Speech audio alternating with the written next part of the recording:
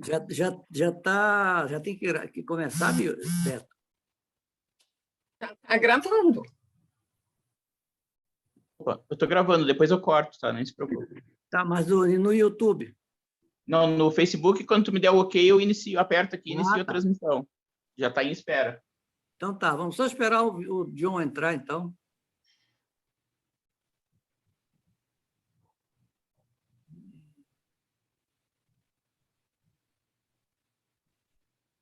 Eu encaminhei também o link para ele, que possivelmente ele podia ter alguma dificuldade para encontrar.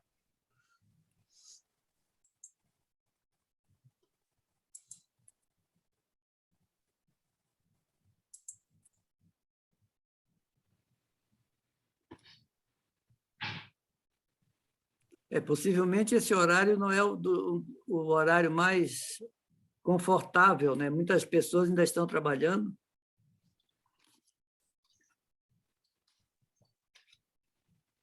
Sei ele. Ele mesmo.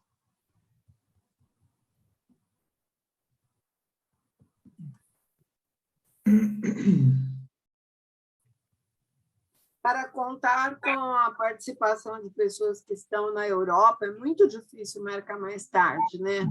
Fica inviável para eles. Dame sonido, hijo. Já tenho. Bien.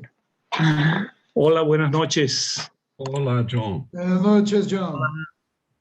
Bem-vindo. Salomón, Reinaldo, Ira. Bem-vindo, John. Un gusto saludarles a todos. Hola. Entre nós, John. Sí. Hola. Virse, ¿qué tal? Isso, tudo bem. Qué bueno. Me confundí con la hora. Creía que era dentro de una hora. Gracias a Mauro y a Yacira que me llamaron de urgencia. Que bom. Vamos a cerrar aquí.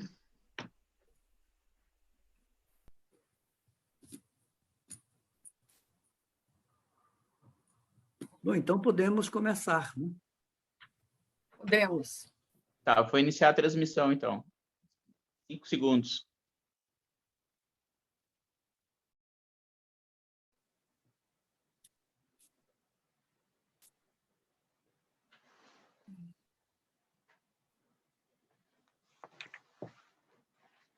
Olá, amigos.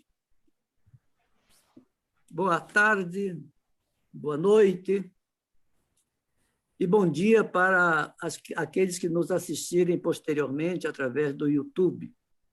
Sejam muito bem-vindos à nossa live, hoje organizada pelo Centro Cultural Espírita de Porto Alegre, o CCEPA, que convidou, né, pensadores de primeira linha do nosso movimento espírita para conversarmos a respeito desse tema que nos diz respeito muito de perto, que é a questão do laicismo no movimento espírita. O Centro Cultural Espírita de Porto Alegre, para aqueles que não o conhecem, é uma instituição de 85 anos de Porto Alegre. É a instituição que edita e divulga o seu jornal CCEPA Opinião, bastante conhecido no meio espírita, e que também tem uma característica, esse Centro Cultural Espírita de Porto Alegre, por ter sido aqui, nessa casa, nessa instituição, que se elaboraram os primeiros roteiros do estudo sistematizado da doutrina espírita, que hoje são conhecidos em todo o mundo através do trabalho que a FEB, a Federação Espírita Brasileira, realiza, divulgando o ESD. A sua origem foi na antiga Sociedade Espírita Luz e Caridade, que atualmente é o Centro Cultural Espírita de Porto Alegre. E a nossa casa, desde a década de 90, ela já é filiada à então CEPA, Confederação Espírita Pan-Americana, que atualmente se denomina CEPA, Associação Espírita Internacional. Eu quero dar as boas-vindas, agradecendo inicialmente aos nossos queridos convidados, Jonas Pura, Reinaldo de Lutia e Milton Medran Moreira, por terem aceitado o convite para este debate. E agradecer também já a presença, a participação muito estimuladora de todos os nossos demais companheiros que estão, ou seja, no Brasil ou em outros países, nos acompanhando, ou mesmo aqueles que vão também nos acompanhar através dos vídeos, ou do vídeo que ficará disponível na internet. Gostaria de lembrar aos nossos companheiros que, durante a live, seria interessante que mantivessem, aqueles que estiverem no Zoom, né, mantivessem os seus microfones desligados para evitar uma eventual interferência que possa prejudicar a comunicação. Também eu lembro que, durante a conferência, aqueles que desejarem se manifestar, eu disse conferência, na verdade, mas é uma live com entrevistados, né? Não há um conferencista, são 3 que vão expor o seu pensamento, poderão fazer as suas colocações, perguntas ou até contestações também através do chat, que serão devidamente apreciados. Então, vamos de início já. Eu quero dizer também que o Centro Cultural Espírita de Porto Alegre, no momento, está com as suas atividades apenas no modo virtual, em razão ainda das complicações da pandemia, mas no próximo ano deveremos retomar as nossas atividades, inclusive com um curso de preparação, ou melhor, um curso básico de espiritismo, para o qual, inclusive, já preparamos recentemente, num curso de coordenadores, novos colaboradores para essa área. E tudo vai depender do encaminhamento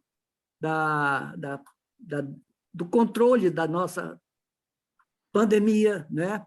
Essa pandemia que até já nos ajudou bastante, porque está nos proporcionando essa oportunidade de, cada um na sua casa, podermos participar de eventos de grande qualidade, não só no Brasil, como também nos vários países onde a CEPA está representada. O Reinaldo de Lutia, eu vou dar rapidamente aqui algumas informações curriculares para aqueles que eventualmente não conheçam, né? Porque todos aqui são bastante conhecidos. Também não informei que está presente conosco aqui a Dirce Carvalho Leite, que é a nossa presidente, né? Atualmente é a primeira mulher a assumir a presidência do Centro Cultural Espírita de Porto Alegre, e dentro dessa onda agora do poderio, do empoderamento das mulheres, né? Então, a Dirce está presidindo o Centro Cultural Espírita de Porto Alegre, com a assessoria do vice-presidente, que é o Beto Souza, que hoje está cuidando da parte operacional, técnica da nossa transmissão. Mas o Reinaldo de Lutia, que é de Santos, é engenheiro químico, pós-graduado em qualidade, especialização em docência, em MBA, é professor universitário, dirigente do Centro Espírita Allan Kardec de Santos, escritor, tem excelentes artigos, excelentes trabalhos apresentados em vários congressos e eventos da CEPA e da CEPA Brasil também, e palestrante espírita, né? No momento em que o Reinaldo quiser, ele pode acrescentar, porque o currículo do Reinaldo levaria um pouco mais de tempo para ser todo colocado aqui, mas eu apenas resumi para ter uma ideia, até porque o Reinaldo já é bastante conhecido no nosso meio. Milton Medran Moreira, procurador de Justiça, aposentado do Rio Grande do Sul, é advogado, jornalista, ex-diretor do Departamento de Comunicação da Federação Espírita do Rio Grande do Sul, foi candidato, perdeu nas eleições, numa das eleições que deveria dar continuidade à nossa gestão na Federação Espírita do Rio Grande do Sul, já foi presidente do Centro Cultural Espírita de Porto Alegre e, há 27 anos, ele é o redator-chefe, foi o criador, né, o fundador e é o redator-chefe do nosso jornal CCEPA Opinião. Ele é autor de vários livros espíritas, entre os quais Direito e Justiça, um olhar espírita, Se Todos Fossem Iguais, O Espírito de um Novo Tempo ou Um Novo Tempo para o Espírito, e traduziu para o português a História do Espírito, da Parapsicologia, que é um livro de autoria do John Aispura. O Milton Medran também já foi presidente da CEPA no período de 2000 a 2008. Ele foi o sucessor do John Aispura, que também foi presidente da CEPA. O nosso John Aispura é natural de Caracas, atualmente ele está residindo em Múrcia, na Espanha, economista, é psicólogo, clínico formado pela Universidade Central da Venezuela, professor na mesma universidade, nos cursos de Economia e Psicologia. É membro da Associação de Escritores e da Federação de Associações de Escritores da Venezuela.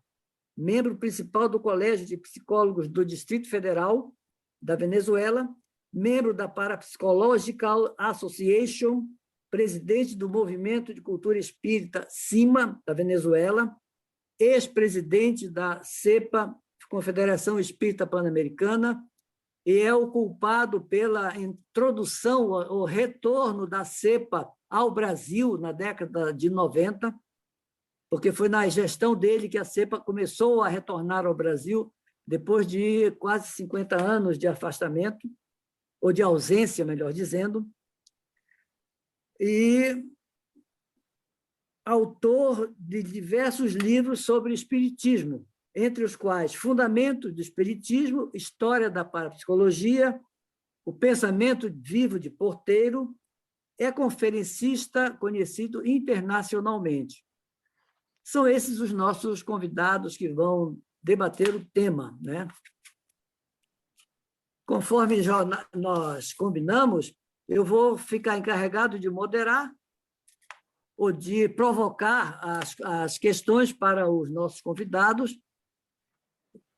E eu vou obedecer uma ordem para que todos fiquem preparados, né? Porque eu também já preparei as perguntas, que eu sou um tanto quanto organizado, e já preparei as perguntas que eu vou fazer.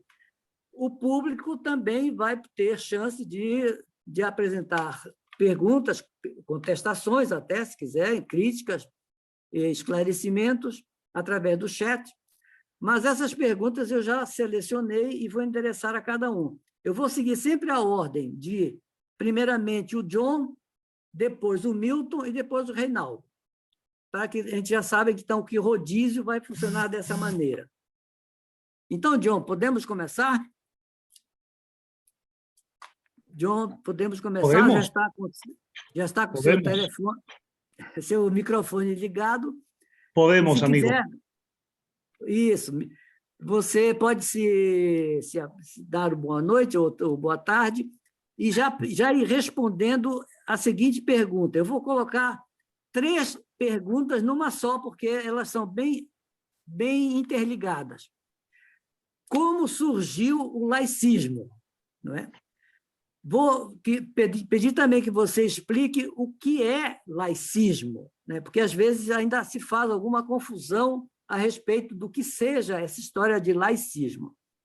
E perguntar também, acrescentando, se o laicismo é antirreligioso. Está com você, então, agora, João. Obrigado, Salomón. Permítanme en primer lugar, eso en mi caso es inevitable que ofrezca un saludo fraterno a todas las personas que ahora nos acompañan virtualmente y a las que posteriormente, como decía Salomón, podrán mirar este video. Un abrazo fraterno para todos. Y quiero decir de entrada que para mí es un placer inmenso haber sido invitado por una institución que yo admiro tanto, como el Centro de Cultura Espírita de Porto Alegre, cuya historia conozco y forma parte de mis mejores experiencias en los últimos quizás 40 años, y que además de ser ese gran placer, es un privilegio compartir este diálogo con figuras como Salomón, como Dirce, la nueva presidenta actual de CESEPA, Teresa y otros compañeros del CESEPA, Yacira, Mauro, que están por allí representando nuestra organización, la CEPA. Y por supuesto es un privilegio poder participar en un diálogo con dos figuras intelectuales, espíritas, a las cuales admiro y quiero tanto, como Milton Medrán Moreira y Reinaldo Di Lucia. De modo que me siento inmensamente feliz y complacido. Siendo lo más breve posible, atiendo el primer planteamiento de Salomón. Por definición elemental académica, el laicismo es la doctrina que propone, que divulga, que expresa, que lucha por la independencia del ser humano y por tanto la independencia del Estado con respecto a cualquier confesión religiosa. Laicismo es, en su más clara definición, toda visión que implique separar de la esfera pública de la privada, reservando la esfera pública para una concepción humanista, la concepción libre del ser humano en cualquier creencia, y dejando a la esfera privada, particular, personal o familiar, cualquier creencia de naturaleza religiosa. Por eso, laicismo implica la propuesta de que deben estar separados el Estado, el ciudadano, el Estado en este caso fundamentalmente, de cualquier confesión religiosa. Digo cualquiera porque a veces se ha centrado históricamente en el mundo occidental, se ha centrado el laicismo como una contrapropuesta frente a la Iglesia Católica o frente al cristianismo en sus variantes católicas, protestantes, evangélicas u ortodoxas. No, el laicismo es una propuesta general de independencia del Estado ante cualquier confesionalidad religiosa, de cualquier cultura occidental u oriental. Dicho esto, el laicismo tiene que ser considerado como una conquista fundamental de la libertad personal y de la libertad de los pueblos. Cuando se examina históricamente el laicismo, se pueden encontrar fácilmente dos maneras de presentarlo. En forma implícita y luego posteriormente a partir del siglo XVIII de manera explícita.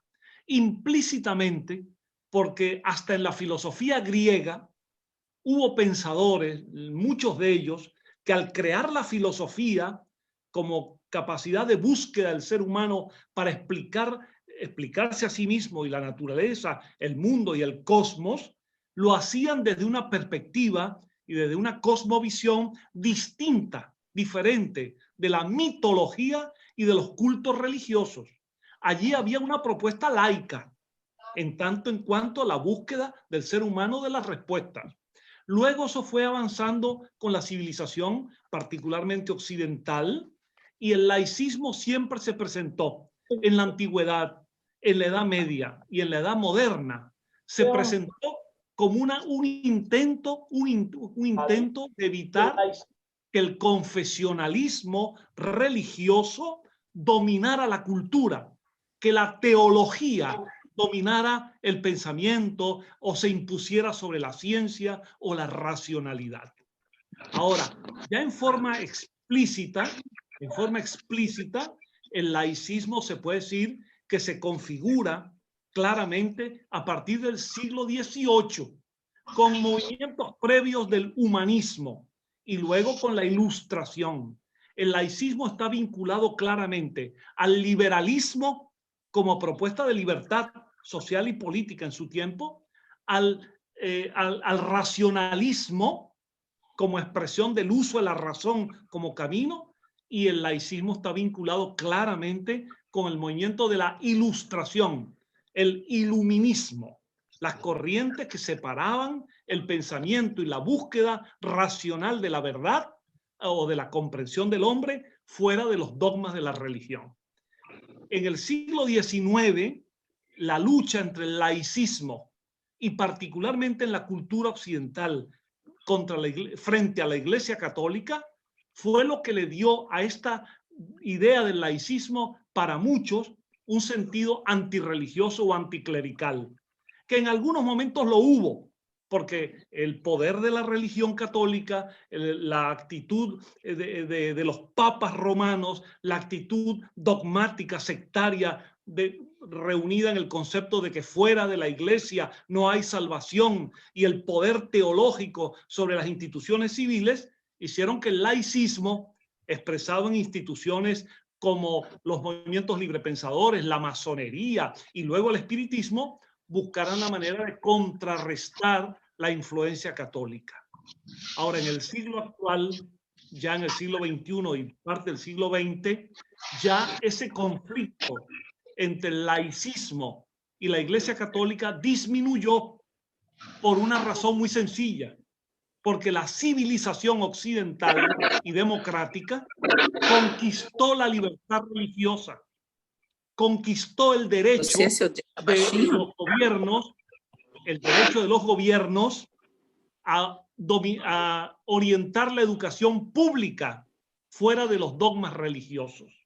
Y en definitiva, hoy en día, y esta es otra vertiente para discutir aparte, hoy en día se encuentra mucho más necesario la propuesta laica, además de la cultura occidental, en culturas como la islámica, donde la teocracia islámica hace que la religión se convierta en la orientación civil, jurídica, política, penal de aquellas sociedades. Y lo encontramos hoy en muchos ejemplos en las teocracias islámicas y hasta en movimientos como los talibanes. De modo que, en resumen de esto, el laicismo es una conquista fundamental para la defensa de un Estado auténticamente democrático y se basa en dos premisas, y con esto terminaría toda esta respuesta, habiendo tratado de abarcar las tres preguntas de Salomón. El laicismo, como base de una sociedad democrática, establece dos conceptos fundamentales. Primero, un Estado laico y por lo tanto separado de cualquier iglesia, confesión o religiosa, debe garantizar, en primer lugar, el derecho de las personas, de los ciudadanos, a creer en lo que les parezca en materia de religión, a practicar o no practicar el culto religioso que deseen. El laicismo garantiza a los no creyentes en una religión el derecho a pensar libremente. El laicismo garantiza a los creyentes el derecho a creer y a practicar su propio culto.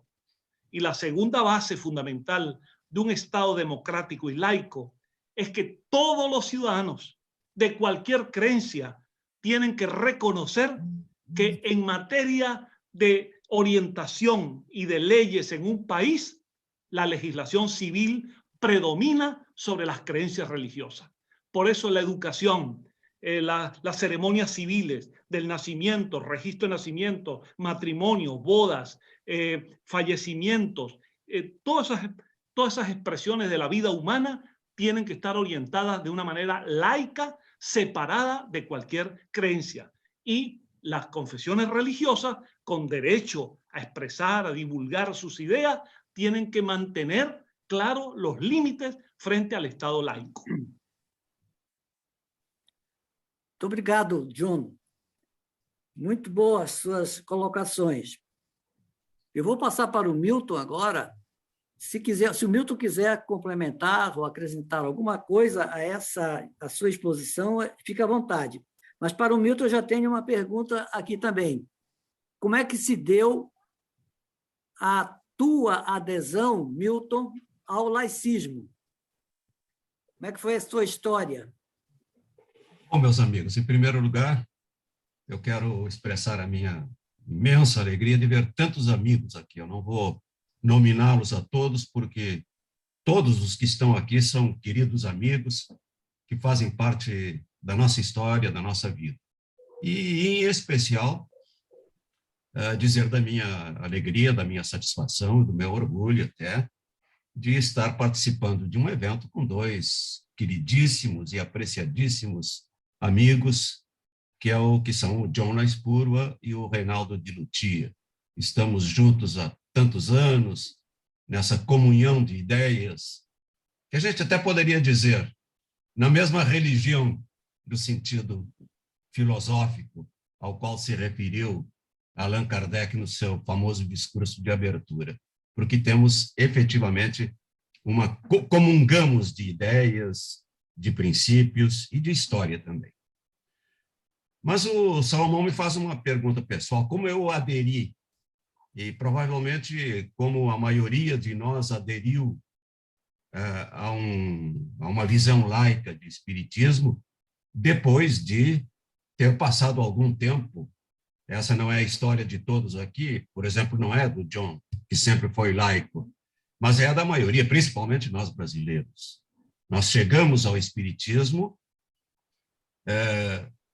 simplesmente com uma troca de religião. E eu digo sempre que trocar de religião não é difícil. Sair da religião católica, por exemplo, para aderir à religião espírita, é só trocar alguns sucedâneos, trocar o purgatório pelo umbral, deixar de venerar Jesus Cristo como Deus, mas continuar a vê-lo como um semideus, e tantas outras coisas, né? Não é por outra razão que o espiritismo brasileiro, na sua história, ele sempre foi um espiritismo católico, desde o seu nascimento. E até, a história nos diz isso, que os primeiros espíritas brasileiros, notadamente aquele que primeiro trouxe o espiritismo lá para a Bahia, Luiz Olímpio Teles de Menezes, ele dizia claramente isso, que ele era católico e que o objetivo do espiritismo, na visão dele, era transformar a Igreja Católica. E nós todos temos mais ou menos essa história. A gente continua um tanto quanto católico e adere ao espiritismo como uma nova forma de ver quase que as mesmas coisas. Mas foi nessa condição que eu, ex-seminarista, fui seminarista dos 9 aos 15 anos de idade, conheci o espiritismo através da leitura de um livro que me foi presenteado, e a partir disso comecei a li toda a obra de Kardec, e o único espiritismo que se conhecia no Brasil, outro não existia, era o espiritismo religioso, era o espiritismo da febre. Logo comecei a ler a revista Reformador, comprei a coleção inteira da revista Reformador, eu era promotor de justiça na cidade de Bagé, e não frequentava centro espírita. Mas um dia um amigo, companheiro de loja maçônica, lá na cidade de Bagé, me convidou, sabendo do meu interesse intelectual pelo espiritismo, me convidou para fazer uma palestra, né, na instituição dele, que era a Cruzada dos Militares Espíritas, lá na cidade do Bagé, uma cidade de muitos espíritas religiosos e de muitos militares espíritas. e me convidou para fazer a palestra sobre justiça divina e justiça humana, porque eu era promotor e poderia, talvez, desenvolver esse tema. Eu jamais faria hoje uma palestra com esse título. Para mim não existe justiça divina e justiça humana, existe o valor justiça que está nas leis da natureza e que nós devemos buscar. Mas fiz lá a minha palestrinha e passei a frequentar rapidamente aquela instituição, logo vim para Porto Alegre e aqui eu me deparo, sabem com quem? Com Salomão Jacob Anchai e Maurício Alberto Jones, que eram dirigentes da Federação Espírita do Rio Grande do Sul naquela época. E foi a Federação Espírita do Rio Grande do Sul que eu busquei com a intenção de, então, ter uma vivência espírita. E encontro esses dois extraordinários pensadores, esses dois companheiros, que logo me conduzem para a CELC, Sociedade Espírita, Luz e Caridade, onde eu fui recebido pela Margarida, que está aí. Ela foi quem me recebeu pela primeira vez lá na antiga CELC. E, evidentemente, aí a história toda nós conhecemos. A forma como, naquele momento, a própria Federação Espírita do Rio Grande do Sul, dirigida primeiro por Maurício Alberto Jones e depois por Salomão Jacob Anchai, foram traçando essa trajetória de... Não se falava em laicismo naquela época ainda, mas se discutia algo que era praticamente não, era proibido se discutir a questão da religião, do tríplice aspecto do espiritismo, ciência, filosofia e religião. Nesse momento, eu assumo a direção do Departamento de Comunicação Social da FERGS, na época, e lançamos aquela revista que se tornou famosa, embora hoje ninguém consiga encontrá-la mais, a não ser nos meios eletrônicos, que discute a questão de religião. Quer dizer, a partir desse momento, a questão religião passa a ser discutida como já se discutia em São Paulo, em Santos, especialmente, sob a liderança de Jaci Regis. Então, essa caminhada de laicização foi se fazendo aos poucos. Hoje, já nem faz muito sentido essa coisa para nós, ao menos, discutir se espiritismo é religião, se não é religião, mas assumimos essa postura livre pensadora.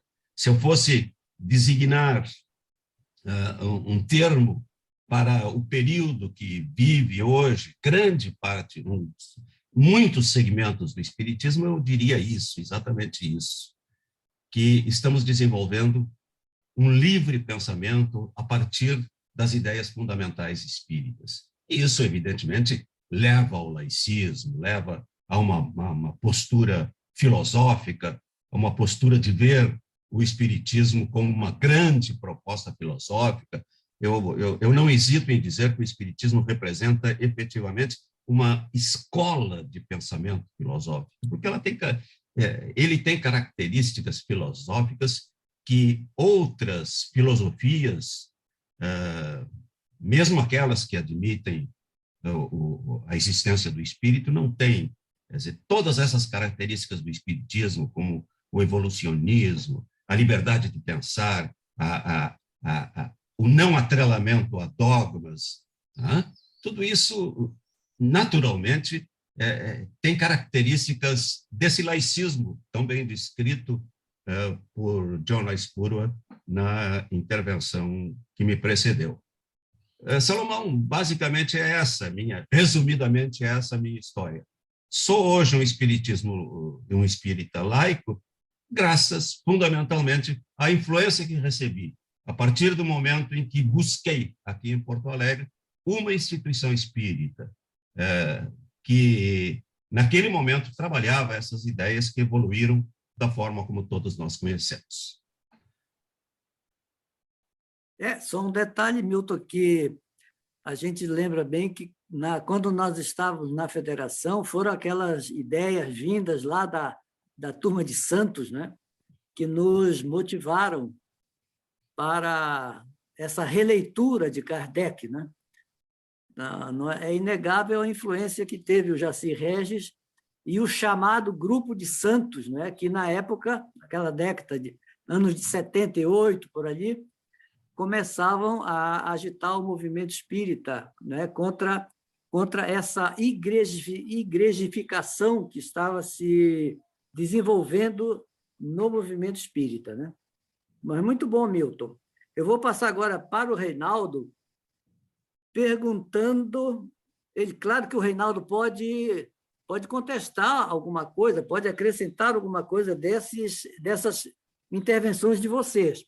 Mas eu perguntaria para o Reinaldo como democratizar, como popularizar o espiritismo sem caracterizá-lo como uma religião, né? Hoje é um assunto que está sendo muito debatido nas nossas casas, nos nossos encontros, sobre a questão da democratização do espiritismo. Como é que você vê isso, Reinaldo?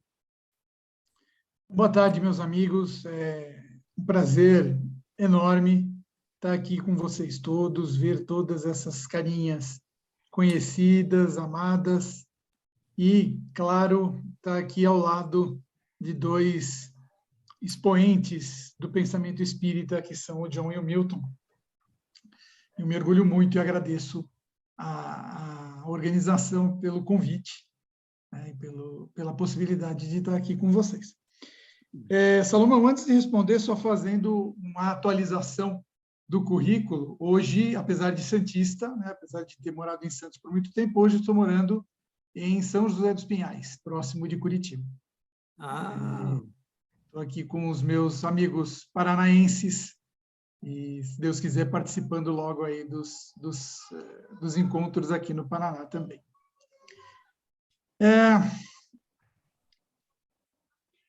O Espiritismo, acho que uma das primeiras discussões e uma das mais sérias que a gente precisa fazer diz respeito a essa questão da identidade, né?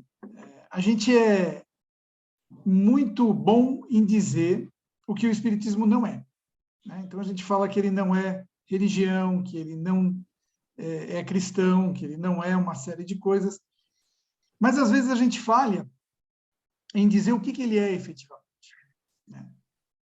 E o Milton, quando coloca o Espiritismo no âmbito da filosofia, como uma escola de pensamento, ele vai numa posição com a qual eu concordo bastante. O Espiritismo é exatamente isso.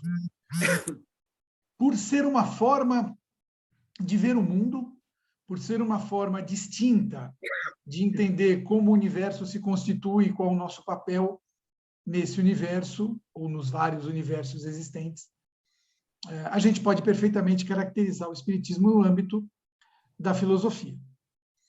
E aí vem um primeiro problema, quando a gente fala em democratização do conhecimento espírita. Porque, infelizmente, vivemos num país em que o estudo, em que a valorização do conhecimento, a valorização do pensar, é uma coisa que tem cada vez mais sido deixado de lado, não é? E aí, da mesma forma que Platão dizia que uma vida irrefletida, uma vida sem reflexão, não vale a pena ser vivida, né? A gente pode aplicar isso ao Espiritismo. É difícil de você pensar o Espiritismo sem junto trazer um pensar filosófico, de vários âmbitos, tá? A gente pode depois discutir um pouco algumas outras questões de base dessa filosofia, mas a gente precisa desse pensar filosófico, que é um pensar que a gente tem perdido ao longo do tempo. Eu falo a gente como cultura brasileira, como povo brasileiro. Então, difícil é democratizar alguma coisa que necessita desse pensar, que necessita dessa busca de conhecimento. Ao lado dessa tendência de abandonar o pensamento, por um lado, porque é muito mais simples você se apegar numa religião para que te sirva de guia e a qual você consiga usar como muleta, né, para os problemas que vêm à frente, a gente vive hoje cada vez mais uma intolerância religiosa, uma intolerância ao pensar diferente, e, portanto, completamente dissociado de tudo aquilo que o Espiritismo é. Então, se a gente for pensar o Espiritismo como uma forma particular de ver o mundo, essa forma particular de ver o mundo é uma forma amorosa de ver o mundo, é uma forma compassiva, é uma forma em que a gente privilegia o humanismo, privilegia as relações. Democratizar o Espiritismo significa espalhar essa ideia. Mas para espalhar essa ideia, a gente precisa que as pessoas queiram adotar essa ideia, que as pessoas estejam prontas para se livrar dos seus preconceitos, né? E aí eu incluo até o preconceito que a gente possa ter, nós como espíritas livre-pensadores, humanistas, né? Laicos, enfim, que nós possamos ter perante aqueles que pensam religiosamente. Né? É um direito deles também, esse pensamento. Ainda que o Espiritismo como doutrina, como ideia, não seja religioso absolutamente, mas é um direito daqueles pensarem daquela forma. Então, a democratização do conhecimento espírita, do nosso ponto de vista, daquilo que nós consideramos como conhecimento espírita, vai passar muito pela forma como nós conseguirmos nos comunicar com as pessoas, como nós conseguimos passar essa nossa ideia de uma maneira cada vez mais próxima, cada vez mais em termos de relacionamento, né? E muito menos arrogante, muito menos pretensiosa do que poderia ser se a gente fosse simplesmente se pensar como uma filosofia, uma forma filosófica de pensar. Você sabe que uma das preocupações que temos é de que nós, geralmente, os laicos, são julgados como se fossem elitistas, né? Pessoal muito acadêmico, e até dizer assim, eles são frios de sentimentos, né?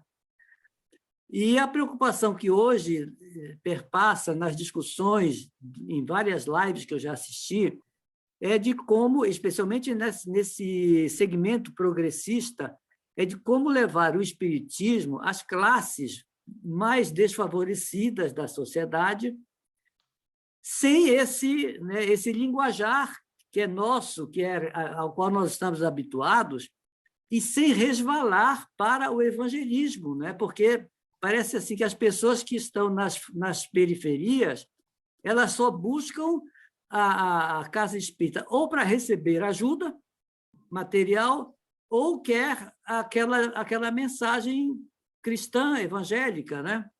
E esse é o dilema, realmente, né? Muito bem. Eu vou passar agora para o nosso John com uma outra dupla de perguntas, né? A CEPA, John, ela sempre foi laica?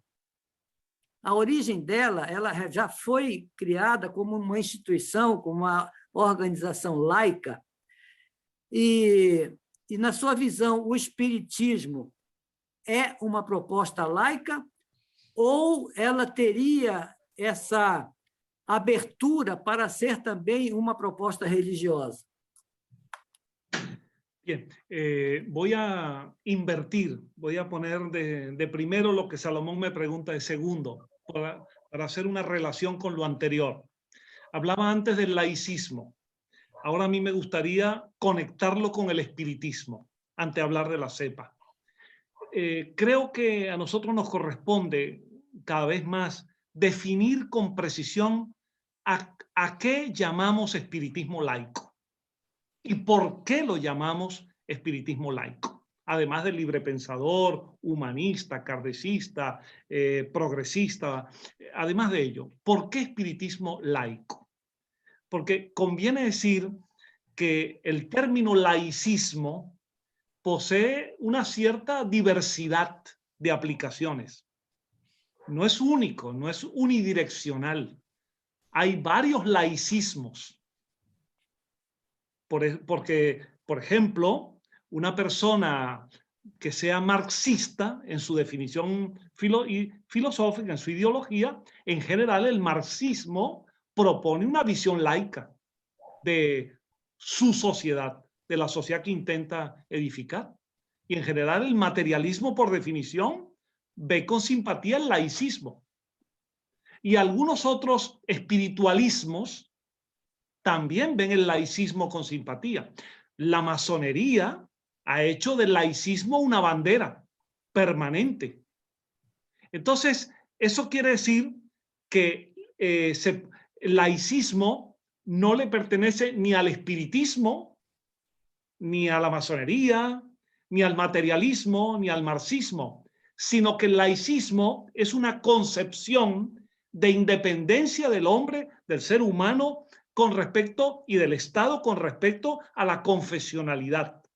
Entonces, tiene sentido que un marxista sea laico, que un espírita sea laico, aunque no todos lo son, que un teósofo sea laico, pero lo que no tiene sentido es que el laicismo sea espírita, o que el laicismo sea marxista, o que el laicismo sea teosófico. Es una concepción que doctrinas determinadas lo adoptan, y nosotros proponemos un espiritismo laico, entendiendo que hay otros laicismos.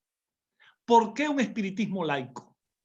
Porque cuando se estudia a fondo el pensamiento de Kardec original, y cuando se estudia la evolución del espiritismo, por lo menos durante varias décadas después de Kardec, la propuesta espírita era naturalmente, de manera inmanente, de manera obvia, una propuesta laica.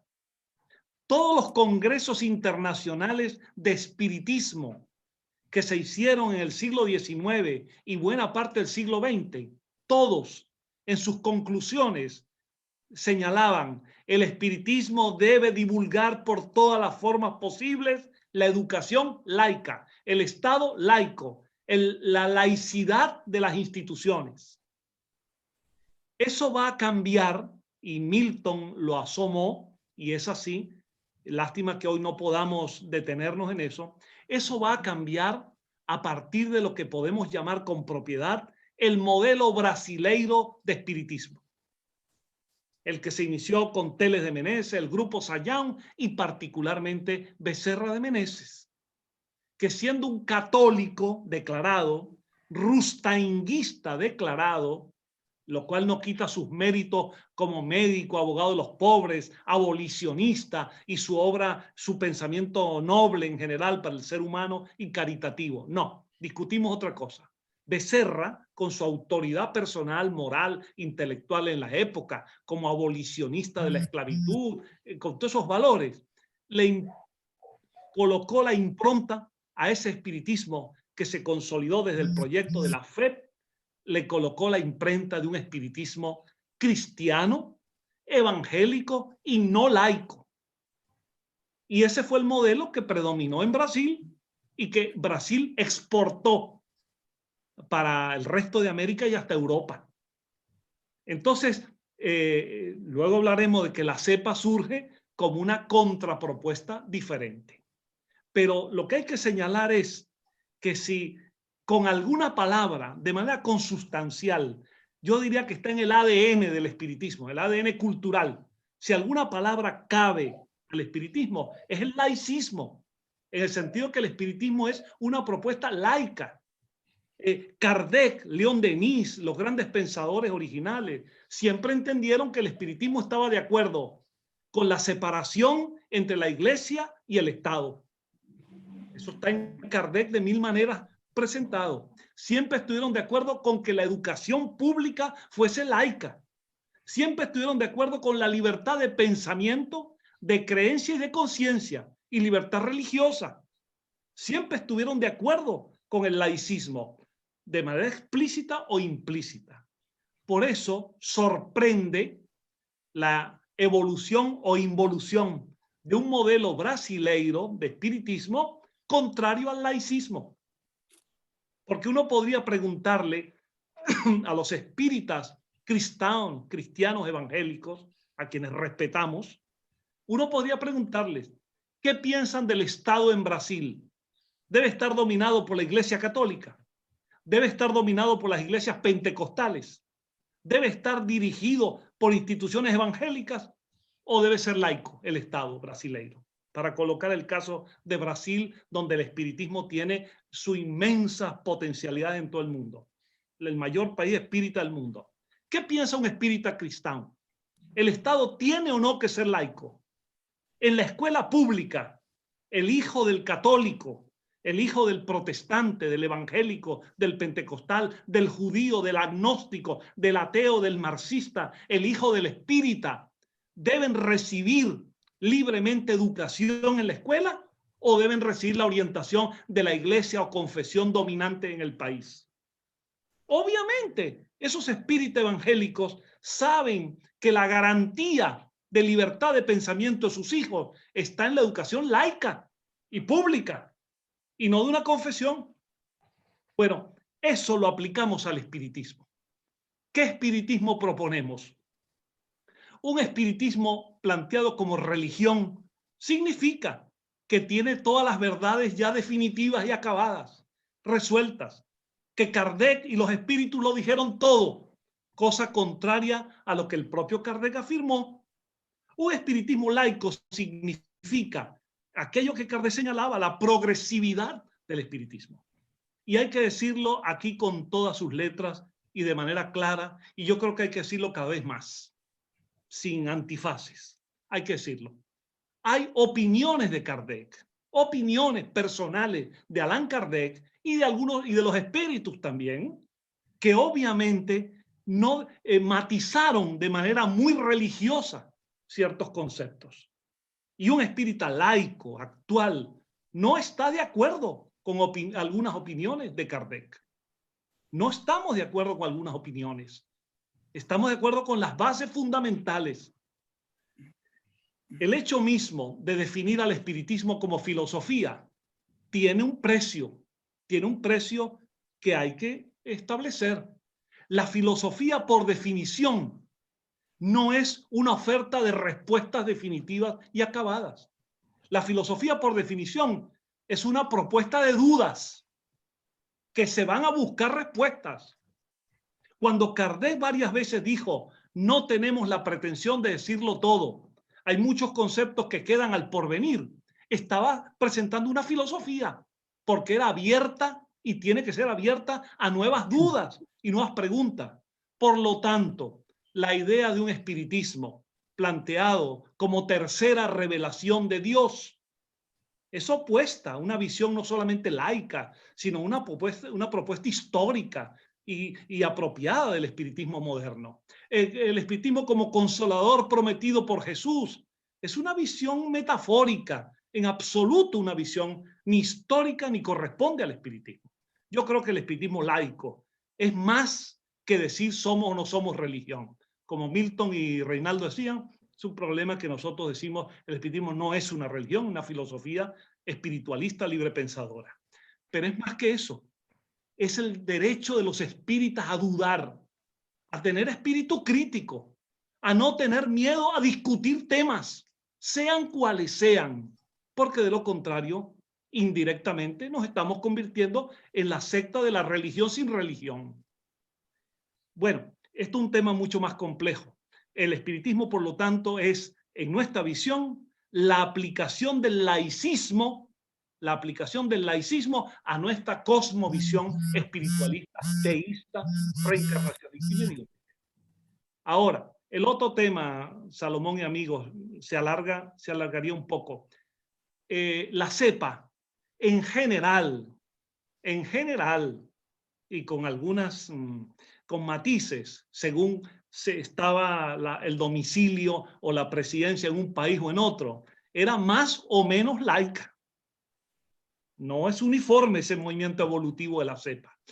Una propuesta laica en el sentido de que se prefirió desde 1946 en Buenos Aires, con la fundación de la cepa, se prefirió la trilogía ciencia, filosofía, moral, en lugar de la trilogía Ciencia, Filosofía, Religión. Eso se puso por delante. Pero cuando se hablaba de moral, inmediatamente se ascribía en la propia cepa la moral a la moral del cristianismo. Poco a poco con los años eso se fue dilucidando, aclarando que moral de Jesús, la moral presentada por Jesús, igual que la de Siddhartha Gautama el Buda, igual que la de muchos grandes maestros de la historia, es una moral universal positiva. Pero moral de Jesús no significa la moral de la religión cristiana.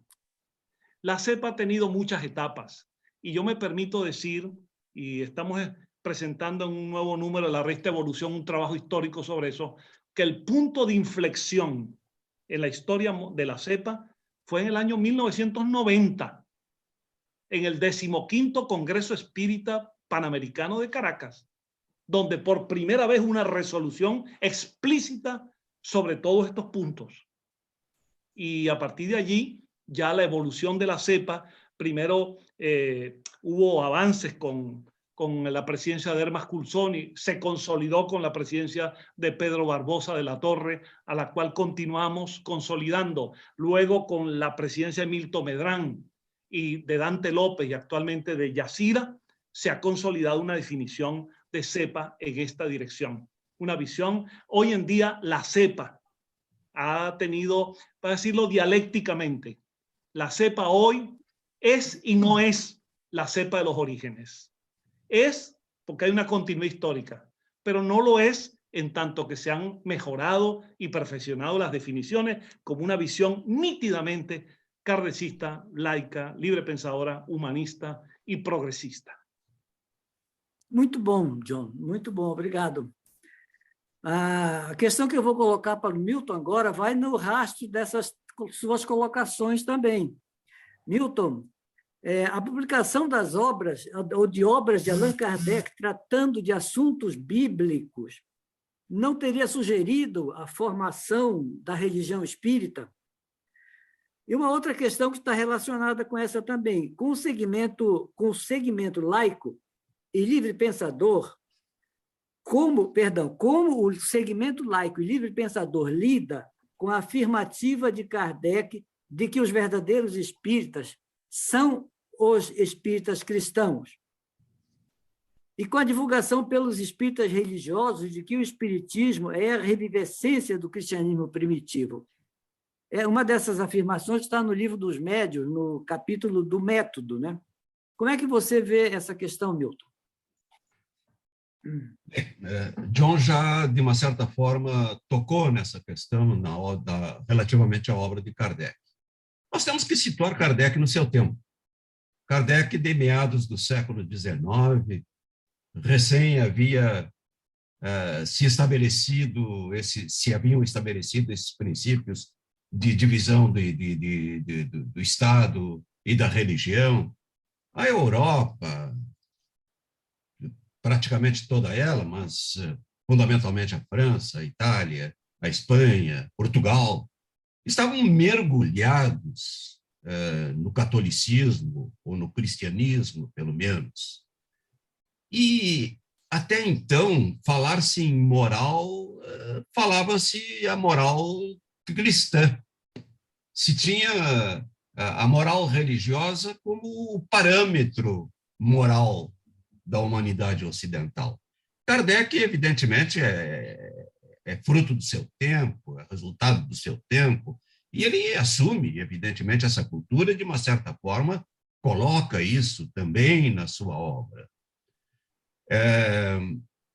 Temos que entender, assim, Kardec, apesar de, naquela época de Kardec, como bem explicita o Paulo Henrique Figueiredo, nas suas mais recentes obras, apesar da existência daquele espiritualismo racional que ainda subsistia na universidade, as universidades eram, a maioria delas, católicas. E Kardec fora plasmado nessa cultura católica e protestante, com Pestalozzi.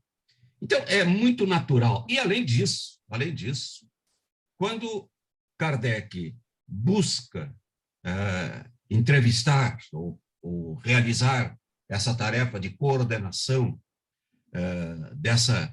desse diálogo com o mundo espiritual através de médiuns por eles selecionados, quem é que acorre a esse chamamento?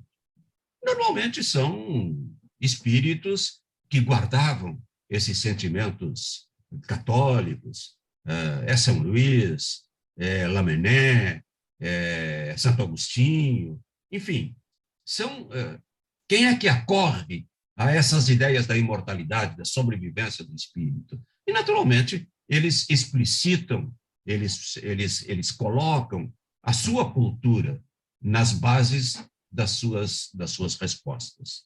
Mas é o próprio Kardec que faz aquela reflexão acerca do futuro do espiritismo.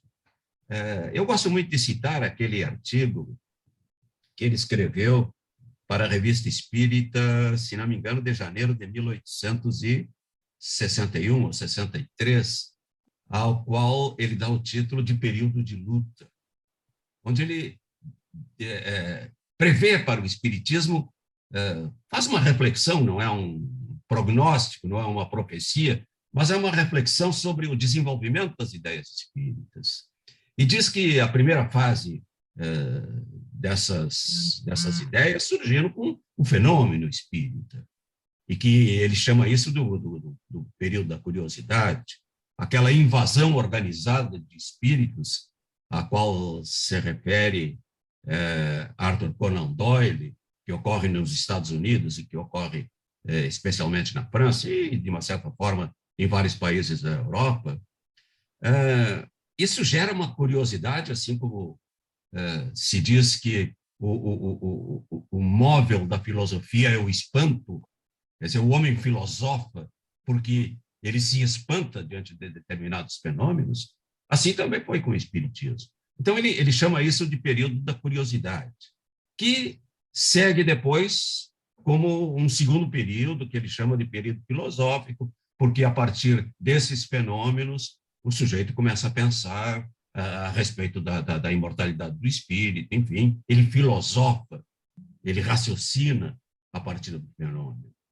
Depois disso, ele diz que viria, e veio, e ele escreve esse artigo exatamente nesse período, o chamado período de luta, do qual o acontecimento mais importante foi o fenômeno o acontecido lá em Barcelona, né? O Auto de Fé de Barcelona. É o período de luta, onde principalmente a religião desenvolve uma luta violenta contra o espiritismo, e nesse episódio queima livros. Depois disso, diz ele que o espiritismo viveria um período religioso, isto é, aquelas pessoas, aqueles aderentes a essas ideias, eles são de tal forma perseguidos que eles se unem e formam aquilo que Kardec chamaria depois de religião em sentido filosófico, em comunhão de ideias, etc. Mas que esse período tipicamente religioso seria superado depois com um período que ele chama de período intermediário e que, pelo otimismo que Kardec sempre demonstrou a respeito do desenvolvimento das ideias espíritas, ele previa isso que aconteceria já no início do século XX. E que esse período, a superar o período religioso, se chamaria de um período intermediário, e que ele diz que ao seu tempo deverá ter o seu nome. Eu me arrisco a dizer que vivemos esse tempo e esse nome é livre pensamento. E que depois desse período viria a consolidação das ideias espíritas através daquilo que ele chama de regeneração da humanidade, através dessas ideias. Então, ele mesmo prevê um período religioso que deve ser superado, deve ser, ao seu tempo, superado. Custamos um pouco para superar isso, mas é o que está acontecendo, me parece. Nesse momento tão fértil de ideias, onde surgem tantos coletivos espíritas, onde surgem tantos grupos livres pensadores, onde se fala tanto em espiritismo progressista. Quer dizer, nós vivemos um momento muito rico, que supera esse período religioso. Agora, Salomão, essa expressão espiritismo cristão também tem seu significado do que se entendia naquela época por cristão. Esse adjetivo cristão significava amoroso, significava caridoso. Não tem o significado que tem hoje. Depois disso, principalmente no século XX, as chamadas igrejas cristãs, elas constroem aquilo que se chama de ecumenismo, que elas chamam de ecumenismo cristão, onde as diversas igrejas buscam aquilo que as liga, aquilo que lhes é comum, né? E constroem. A partir daí, se começam a realizar, se começam a aceitar os batizados da outra igreja para aquela onde o sujeito está agora, o casamento, aceitam o casamento protestante como válido, como sacramento, também para os católicos. Isso se chama de ecumenismo. Mas em que se baseia esse entendimento comum, esse ecumenismo cristão, do qual, evidentemente, o espiritismo está fora?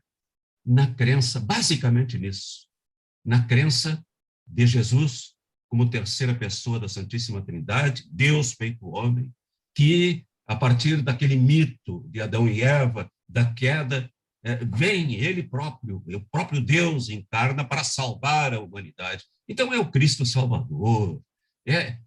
Esse é o cristianismo real, é o cristianismo existente, o cristianismo que subsiste.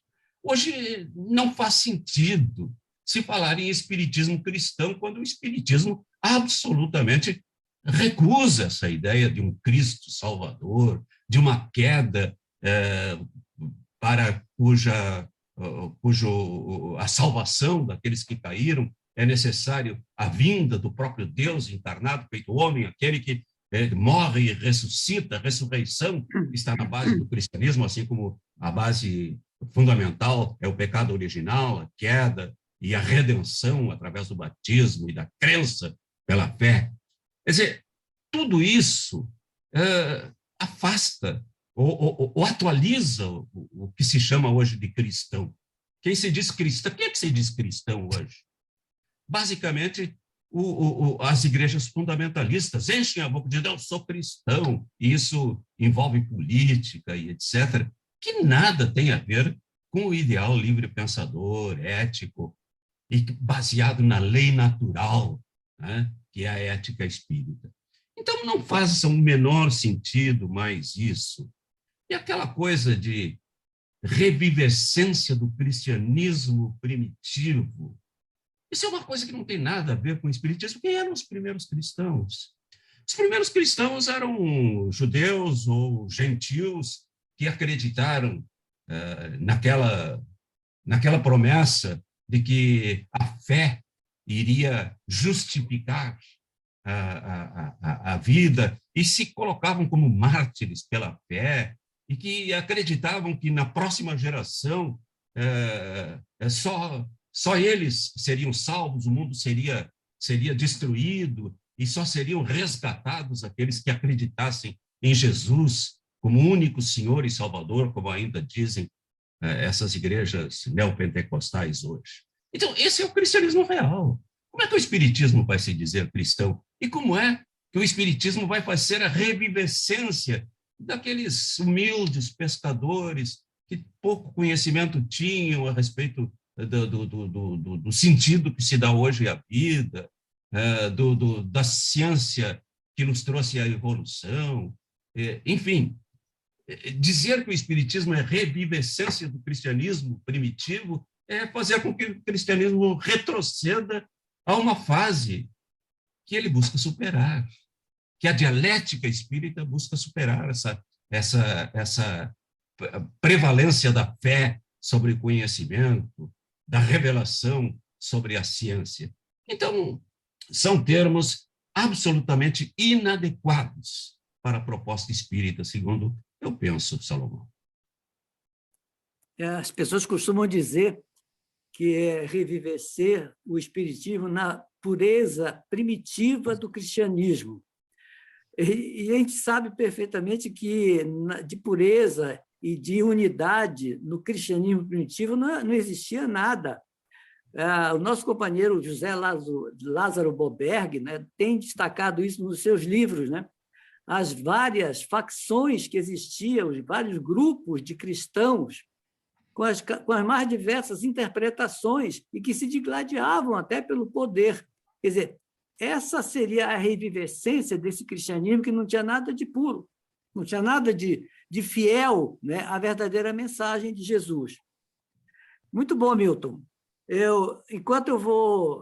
Antes de passar para o Reinaldo, eu vou ler aqui uma postagem que a nossa companheira muito querida de Portugal, a Célia Aldegalega, colocou.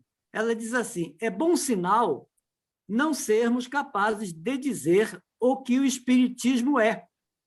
Significa que não é rígido nem imobilista. Várias correntes espíritas reclamam a identidade do espiritismo, sobretudo a FEB e seus influenciados se prefiguram como o espiritismo. Ser plural e não singular talvez seja uma vantagem para a filosofia espírita, pois assim abarcará muito mais pessoas. Se o Reinaldo quiser comentar alguma coisa a respeito disso, eu já vou casar aqui com duas questões também que estão muito relacionadas e que eu vou colocar agora para o Reinaldo.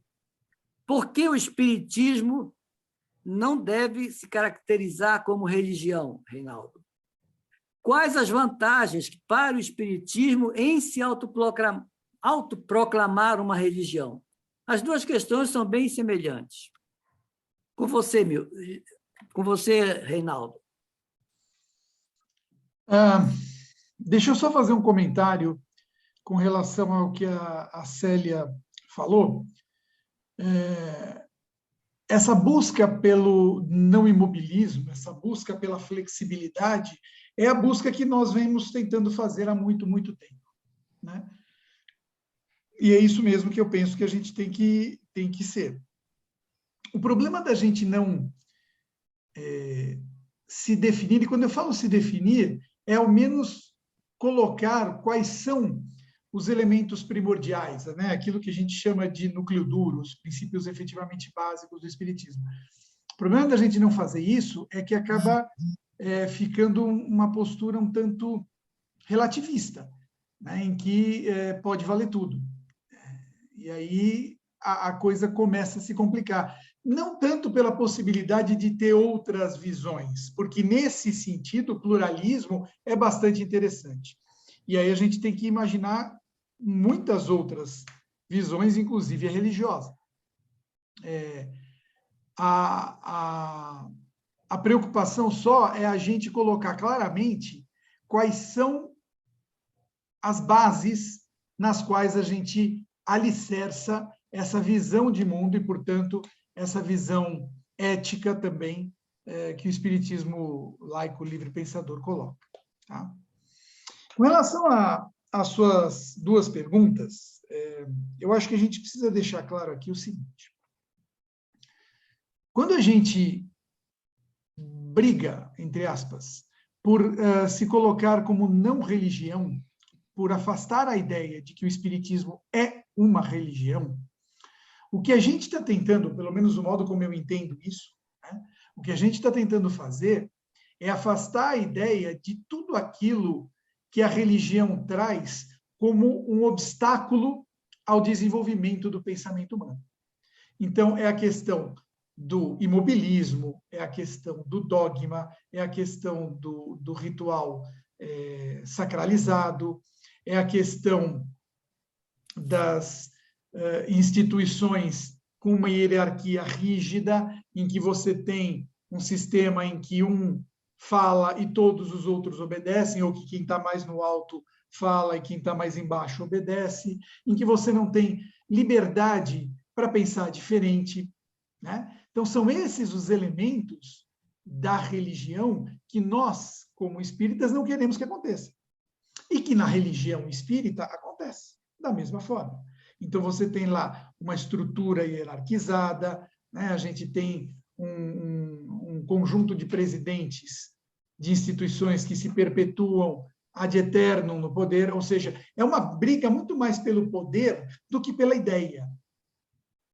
É contra esse estado de coisas que nós nos rebelamos, digamos assim, e que nós dizemos o espiritismo não é religião. Se a religião é entendida desta forma, ela não pode fazer parte do nosso conceito, da nossa ideia espírita. Nem mesmo aquela religião que está baseada, até para sustentar as suas ideias de poder, que está baseado nos conceitos de culpa, nos conceitos de pecado, nos conceitos de saldar dívidas, de pagar o pecado, de comprar indulgências, como acontecia na igreja. Esses conceitos religiosos todos, esquece. E é nesse sentido que eu entendo o que o Milton e o que o John falam. Debater isso é inútil, porque a gente está muito longe disso. Muito longe. A gente está muito para lá. O que a gente não pode é também se cristalizar a um ponto em que nós não possamos permitir outras formas de manifestação e outras formas de conhecimento distintas daquela que a gente acha que é o melhor. Por exemplo, o espiritismo tradicional, kardecista, ele é um espiritismo lógico.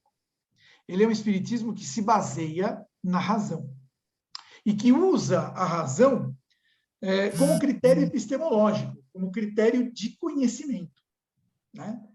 O que o Kardec diz é tudo aquilo que violentar a minha razão, eu não vou aceitar como verdade. Essa ideia é uma ideia nitidamente da filosofia moderna, do qual o Espiritismo é um filho dileto, né? O Espiritismo descende diretamente dos conceitos da filosofia moderna, em particular, a meu ver, da filosofia de Descartes, que é uma filosofia racionalista, que é uma filosofia lógica. Agora, eu penso que hoje a gente já tem uma noção de que essa forma de conhecer não é única e que existem aspectos do conhecimento universal que a gente não consegue abarcar somente pela razão. Essas formas de conhecer são formas particulares, são formas que eu não consigo transmitir, às vezes. São formas que vêm da minha experiência própria, da minha relação com o todo. Isso não é religião, mas é algo diferente da estrita forma cartesiana de pensar. Então, eu penso que a gente tem que deixar bem claro que nós nos colocamos como não religião na medida em que a religião amarra, na medida que a religião impede o conhecimento, na medida que a religião obsta o desenvolvimento do ser humano. Para todo o resto, para todas as outras formas possíveis de conhecer, eu penso que a gente tem que estar aberto, né? Porque o universo é amplo demais para a gente se restringir a uma única forma de vê-lo, né? Outro dia, conversando com a Carol, ela disse uma coisa que é interessante, né? O espiritismo, o laicismo pode virar uma prisão se a gente não se permitir abrir também para esses outros conhecimentos. A gente não pode deixar que essa nossa forma de pensar nos amarre a ponto da gente se parecer com aquela religião que a gente não quer ser. Perfeito. Muito obrigado, Reinaldo. Eu quero ler aqui uma colocação que o Ricardo Terini fez no chat. Ele diz assim: o laicismo do fim do século XIX queria desvincular a educação, etc., da Igreja Católica. Pode-se dizer que agora o laicismo espírita mira libertar ou liberar o espiritismo de qualquer igrejificação? Quer responder, Reinaldo? rapidamente.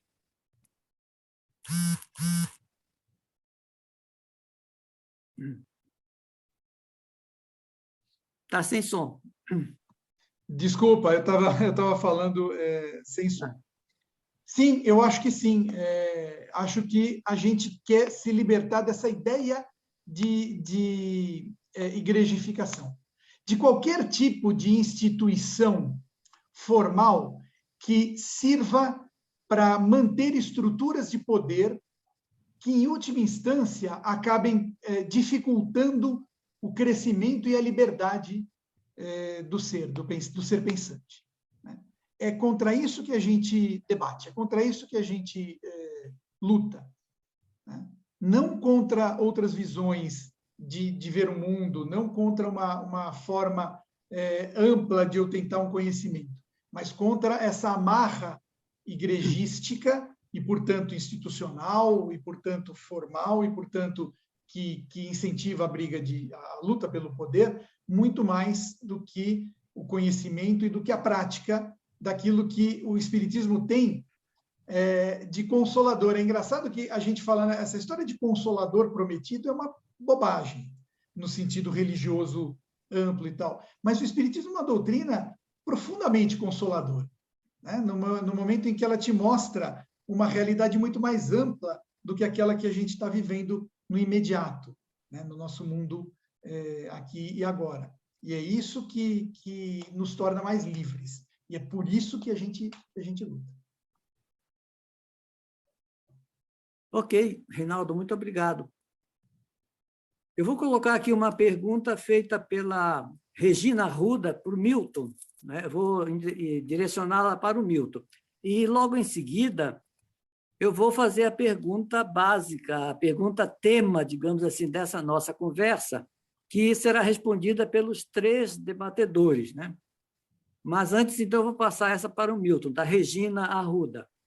O homem, como ser dialético, tem a responsabilidade de participar no desenvolvimento cultural e implantar valores claros para gerar comportamentos bons que interferirão na cultura e seus valores? Eu creio que a Regina está colocando aí a questão ética como um valor fundamental para todos os setores da vida. Me parece que sim, e que provavelmente as grandes reformas que tenham sido feitas nos últimos 300 anos, o mundo avançou de uma forma desde do iluminismo, passando pela Revolução Industrial, os avanços enormes da tecnologia, os avanços políticos que se tiveram, criação da ONU, Declaração dos Direitos Fundamentais do Homem, foram extraordinários avanços que a humanidade teve, mas a busca, e essa passa fundamentalmente a busca do Espiritismo, é a grande conquista de valores éticos, que os valores éticos estejam permeando todas as grandes conquistas, que as conquistas políticas, que as conquistas tecnológicas, que as conquistas sociais, elas tenham como fundamento, como alicerce, uma postura ético-moral do ser humano que realmente é transformadora. Acho que nós, nesse momento da humanidade, nós estamos nos dando conta disso. Quer dizer, as expressões legais, as expressões sociais, os grandes avanços sociais, os grandes avanços legais, políticos, sociais no mundo, eles estão a reclamar isso, que eles sejam permeados de ética, que eles sejam permeados daquilo que o Espiritismo chama de cultivo da lei natural, gravada na consciência do ser humano, que não é heterônoma, que não vem da lei, que não vem das religiões, mas que, ao contrário, ela está gravada na consciência humana e é um motor mediante o qual a humanidade pode avançar. Eu não sei se respondi a pergunta da Regina Arruda, mas creio que ela toca nessas questões da sua pergunta. Tá bom, obrigado, Milton. Bom, nós estamos já quase que chegando ao final do nosso encontro e eu queria passar para o John Aspurua uma pergunta que é feita pelo nosso querido companheiro Marcelo Henrique, que está aqui no chat.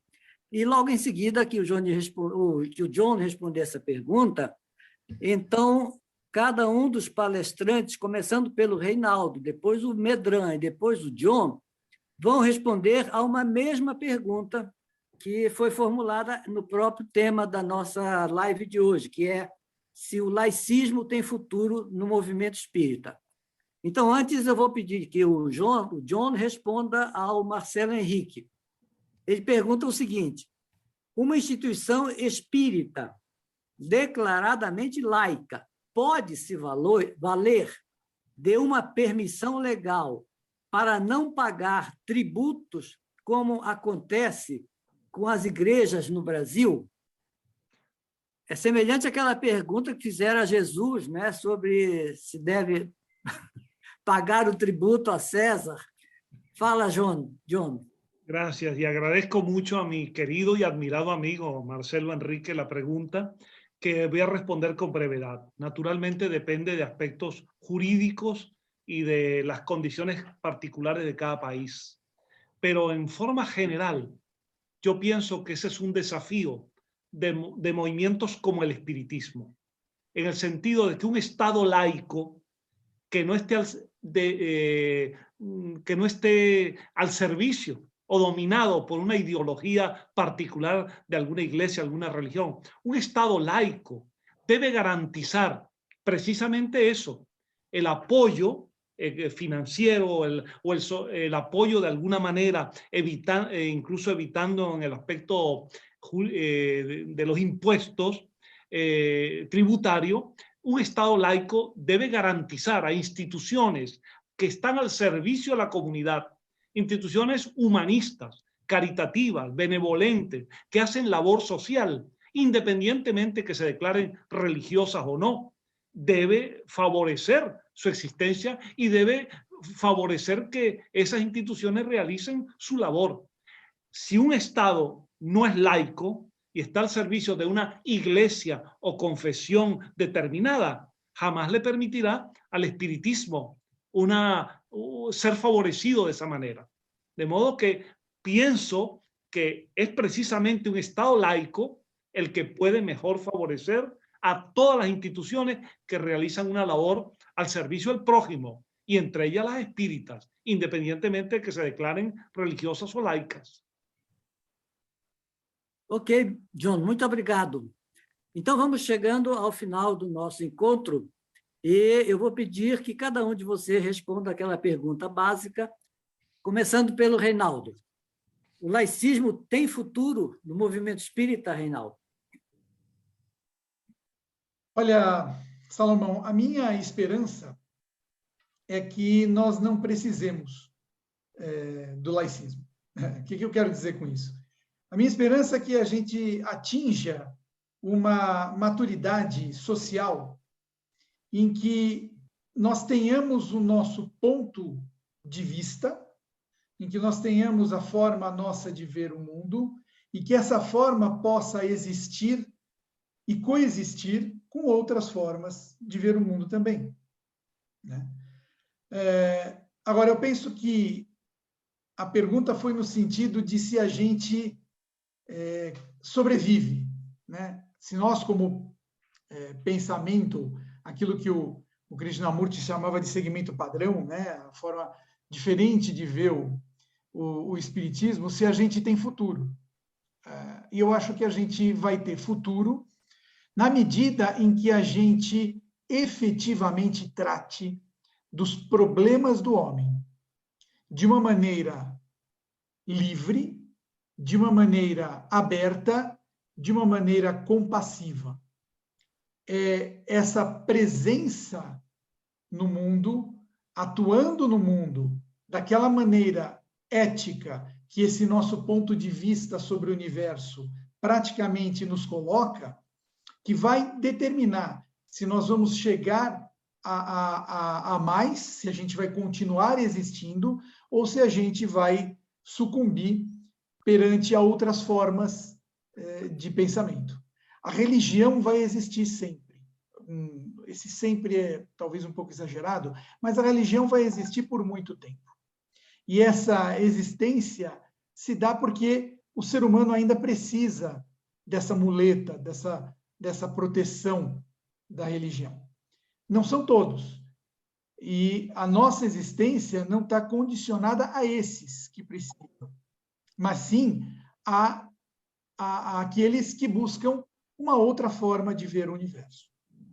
Então, é nesse sentido que eu digo até várias vezes para vários amigos que eu não vejo muito sentido em a gente continuar numa briga eterna se contrapondo à religião espírita. Deixa eles seguirem o seu caminho e vamos nós mostrar ao mundo o que a gente tem para mostrar. Tá? Se a gente vai ter futuro, vai depender muito mais de nós do que de qualquer outra coisa. Muito obrigado pelo convite, muito obrigado pela presença de vocês, foi um prazer inenarrável estar aqui com vocês. Muito obrigado, Reinaldo. Milton, pode responder agora a mesma pergunta, por favor. É muito oportuno o Reinaldo recordar o nosso querido Krishnamurti de Carvalho Dias, com essa sua expressão que ele utilizou justamente no Congresso de Porto Alegre do ano 2000, o segmento padrão. Naquele momento, nós éramos meia dúzia de gatos pingados. Né? Nós éramos poucos, nós éramos muito poucos e absolutamente rejeitados pelos movimentos federativos, a Federação Espírita do Rio Grande do Sul, a Federação Espírita Brasileira, publicaram circulares recomendando que os espíritas não participassem daquele congresso, né? E porque, enfim, era um grupo que queria reformar o espiritismo. E o Krishnamurti de Carvalho Dias, que com câncer avançado, participou daquele congresso e fez uma brilhante exposição, e que viria a desencarnar pouco tempo depois. Esse congresso foi realizado em outubro do ano 2000, ele desencarnou em janeiro de 2001, fez um voto de fé, de confiança no futuro, daquilo que ele chamava do segmento padrão. E Kardec, existe um escrito atribuído a Allan Kardec, lá em Obras Póstumas, que ele fala dos cismas do espiritismo, e diz assim, que era inevitável que muitas religiões, muitas seitas adotassem ideias espíritas, adotassem em parte o espiritismo e que continuariam existindo até com o nome de espírita.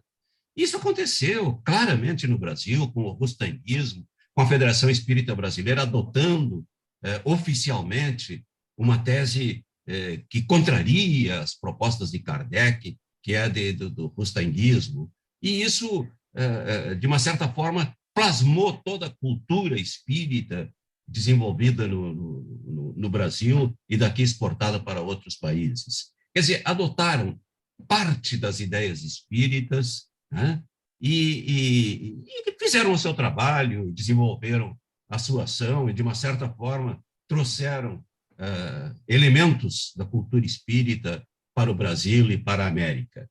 Mas é tempo de mudar isso, e estamos mudando. Como eu disse antes, são inúmeros os grupos que se denominam progressistas, livres pensadores hoje, de pessoas que sequer comparecem a centros espíritas, que cultivam o espiritismo como ideia, como filosofia, como propósito de vida. E aí é que está o nosso futuro, me parece. Como diz o Reinaldo, livre de formalismos institucionais, talvez a ideia espírita ela se propague dessa forma, livre pensadora, laica, a partir desses esforços que se realizam, sem que entre no próprio centro espírita, sem que deixando com que os próprios centros espíritas continuem a realizar a sua tarefa de religião espírita, né? Mas o pensamento, o ideal espírita, a filosofia espírita, ela está encontrando um momento de desenvolvimento, de reflexão, de estudo, de debate. Eu acho que é nesse sentido, talvez não institucional. Eu acho que quando Kardec previa que em determinado tempo o espiritismo estaria dominando como ideia o mundo, ele não queria dizer o espiritismo como instituição, mas essas ideias espíritas, a ideia da evolução do espírito, a ideia da imortalidade do espírito, e isso ganha espaço, né, numa visão racional, numa visão livre pensadora. Eu tenho, sim, muita fé nisso. Eu acho que ganhamos muito espaço nesses 30 anos, desde que a cepa voltou ao Brasil, graças ao trabalho eficientíssimo de John Spurway, e mobilizou todo esse segmento livre-pensador que Krishnamurti Carvalho Dias, o autor de O Laço e o Culto, uma obra imortal, classificou como segmento padrão. Finalmente, é isso. Eu tenho muita confiança nisso, eu tenho muita fé, tenho muita esperança nisso. Muito obrigado, Milton. Valeu. Então, eu vou passar a palavra para o John, que vai, nas suas palavras finais, também responder essa questão central. E eu vou deixar aqui depois, agradecendo também a minha participação, porque eu fui designado pela presidência da Casa para moderar esse evento. As palavras finais caberão a nossa Dirce para encerrar o nosso evento. Então, com a palavra agora, o nosso querido John. Se alguém ainda eventualmente postou alguma questão no chat e não houve tempo de responder, nós providenciaremos que as respostas sejam encaminhadas, desde que seja colocado o e-mail ou um contato para a nossa resposta. Então, por favor, John, com você a palavra. Sí, gracias, Salomón. Cuando a mí me hacen estas preguntas acerca del futuro, yo suelo refugiarme en la respuesta de que yo prefiero el papel de historiador al papel de profeta. Y porque siendo historiador estamos más cómodos y más seguros. Porque hacia el porvenir, quién sabe, como decía Reinaldo, hay tantas circunstancias y tantas variables. Pero en general, con Milton afirmo también que tenemos esperanza razonable y positiva de que hay futuro para el espiritismo en general y para el espiritismo laico en particular. Ahora bien, nos toca a nosotros, los espíritas laicos, y por tanto librepensadores, nos toca a nosotros trabajar para definir mejor lo que decimos, lo que queremos decir y los proyectos que tenemos. Y nos falta mucho esfuerzo en esa dirección. Por ejemplo, definir claramente, sobre todo para el movimiento espírita tradicional, que laicismo no es anticlericalismo, ni antirreligiosidad, ni antinada. Laicismo es a favor de la independencia del ser humano, pensar con libertad, y eso beneficia también a los espíritas evangélicos, cristianos o como quieran denominarse. En segundo lugar, definir, y atiendo a algo que decía Salomón, que un espírita laico y el espiritismo laico no renuncia a los valores fundamentales del sentimiento humano.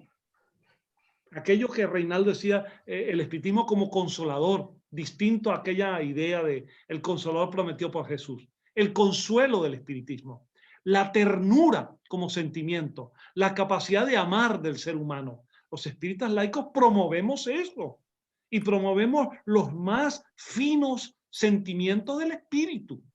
Así que no somos fríos investigadores, cultores de la metapsíquica o de la parapsicología.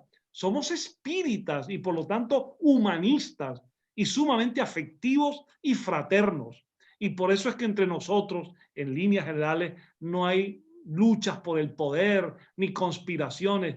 que muchas veces acontecen en los movimientos espíritas muy cristianos y muy evangélicos, para no decir en las iglesias. Bueno, y en la propuesta del espiritismo laico para que tenga futuro, hay que afirmar claramente, para despejar dudas, que nuestra base es Kardec. Nuestra base es Kardec y muy sólida. Pero sobre esa base, hoy en día intentamos modernizar y actualizar a Kardec. Y para lograr eso hay que discutirlo críticamente, sin ningún temor. Y finalizo con esto. Un movimiento espírita laico incluye a la cepa, pero no se reduce a la cepa. Más allá de las fronteras de la cepa, hay muchos otros movimientos y personalidades y personas espíritas que simpatizan con una visión laica del espiritismo. Aquí nos ha enviado una pregunta, por ejemplo, Marcelo Enrique. Ese movimiento que él impulsa con otros compañeros, llamado espiritismo con Kardec, con el cual yo tengo una absoluta afinidad, es un movimiento de espiritismo totalmente laico, librepensador, progresista. Y así como él, un pensador como Lázaro Bober o un jornalista como Carlos Barros y tantos otros pensadores y movimientos en Brasil y en el mundo, en América, en Europa, me refiero. Hay que salir al encuentro de todos ellos para, sin sectarismo alguno, fortalecer, no para defender letras. No defendemos 4 letras, la cepa, no.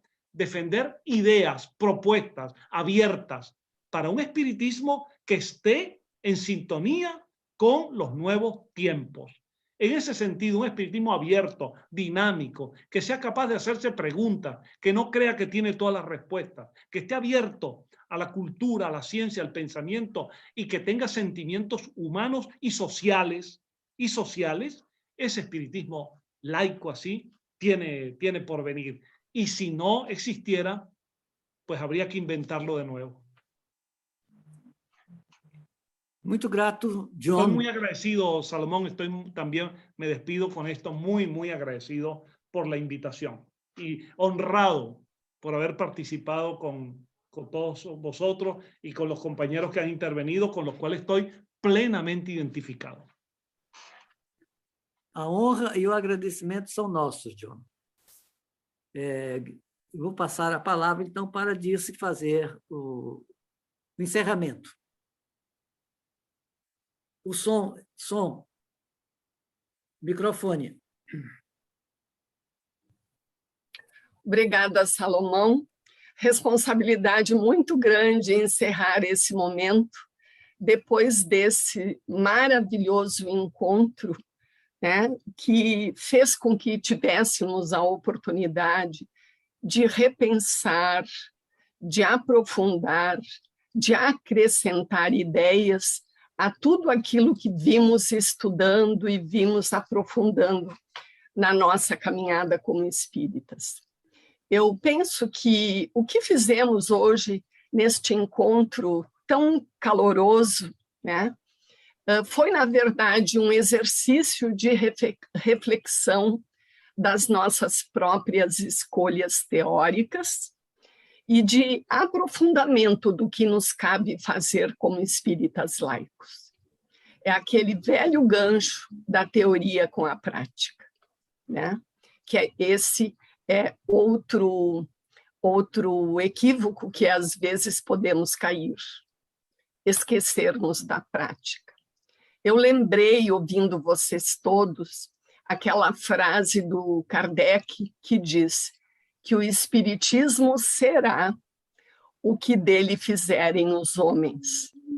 Nesta frase de Kardec, possivelmente possamos encontrar a resposta para a grande pergunta dessa noite. Há futuro para o laicismo?